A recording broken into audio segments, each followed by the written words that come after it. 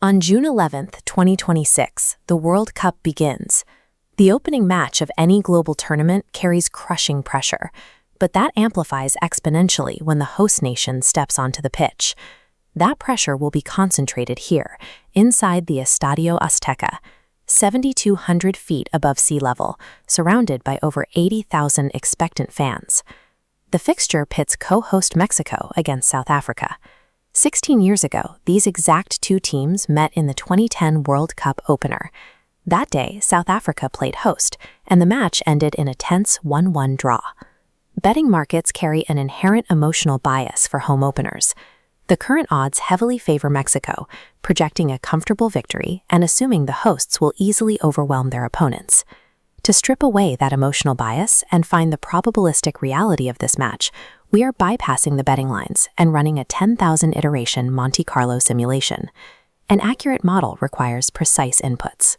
We must map out tactical formations, quantify squad chemistry, and account for the extreme environmental factors unique to Mexico City. By translating qualitative football variables into hard statistical data, we can filter out the noise and forecast exactly how this World Cup opener plays out. We start with Mexico's tactical identity. Manager Javier Aguirre has inherited a team burdened with extreme expectations. To manage that, Aguirre has engineered a shift away from high-risk, expansive football. His system prioritizes possession control and absolute structural stability at the back. Offensively, Mexico relies on a strict mechanism, deploying dynamic wingers to stretch the field and feed the ball directly to their central strikers. Santiago Jimenez operates as the primary focal point. His movement inside a congested penalty box makes him an elite poacher when finishing crosses. He is supported by veteran Raúl Jiménez, who provides essential hold-up play to retain possession in the final third and serves as the designated penalty taker. Defensively, anchors like Israel Reyes and goalkeeper Raúl Rangel lock down the backline, while the squad integrates historic youth, including 17-year-old midfielder Gilberto Mora. On the opposing touchline, South Africa operates under a completely contrasting philosophy, engineered by head coach Hugo Broos. Bafana Bafana leans heavily on a deeply integrated domestic core. The majority of their key players compete together year-round at a single club, Mamelodi Sundowns. That shared club experience builds rapid, instinctive chemistry. It allows South Africa to execute a highly disciplined, compacted, low-block defensive system without communication breakdowns. Their strategy is to absorb pressure and transition immediately into counterattacks, relying on the physical presence of striker Lyle Foster to hold off defenders. Look at this tactical map. Mexico's green formation holds a high possession line against South Africa's yellow low block. Mexico's wingers will constantly test the edges of this compacted block, testing if high press volume can break structural discipline. This creates a pure tactical gridlock. Historically, breaking a stalemate this rigid requires an external variable. Betting markets point to exactly one massive external variable for this match: the elevation. Mexico City sits at over 7,200 feet above sea level.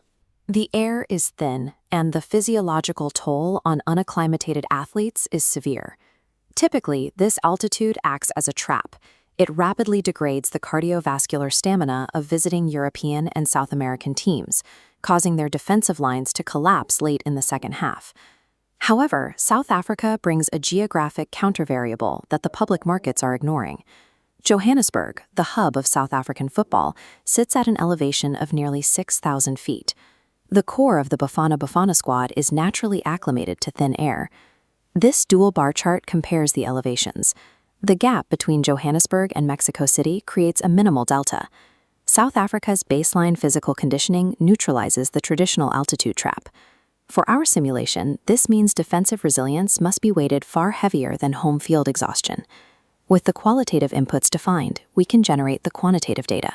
On screen, we have the expected goals, or XG, parameters assigned by the model. Factoring in possession and home field weighting, Mexico is assigned an XG of 1.62. South Africa, weighted for their away fixture low block, sits at 0.58.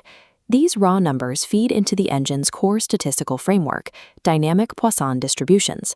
A Poisson distribution calculates the probability of a specific number of goals happening within a set 90-minute timeframe. These resulting probability curves are shaped by both teams' historical goal-scoring frequencies, combined with their verified defensive metrics. We run a Monte Carlo process. The computer takes these probability curves and simulates the match 10,000 times, plotting every final score onto a scatterplot grid. This sheer volume factors in the chaos of live football, calculating outlier events. Over 10,000 runs, the data settles into clear boundaries. Notice the densest cluster entirely concentrated in the low-scoring bottom-left quadrant. This maps the most inevitable outcome. The macro finding across 10,000 iterations is that the data consistently trends toward a low-scoring game. This data table maps the match winner probabilities. Mexico retains a dominant 65.2% win probability, while a South African upset sits at just 12.7%, but the 22.1% draw probability is significant. It reflects South Africa's high capability of surviving the opening 30 minutes scoreless, dragging Mexico into a war of attrition. The total goals framework proves the low-scoring thesis. Under 2.5 goals hits in nearly 60% of realities, and both teams to score no sits at almost 63%. The data confirms that Hugo Bruce's rigid defensive structure successfully frustrates the Mexican attack, forcing them into narrow margins.